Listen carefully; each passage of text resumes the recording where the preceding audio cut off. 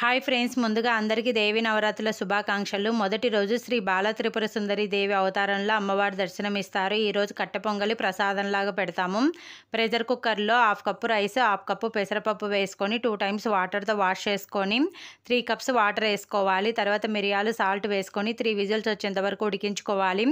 Steam అంతా పోయిన తర్వాత స్మాషర్తో మెత్తగా స్మాష్ చేసుకొని గోరువెచ్చని వాటర్ వేసుకొని కన్సిస్టెన్సీని కొంచెం లూజ్ చేసుకొని పక్కన పెట్టేసుకుందాము.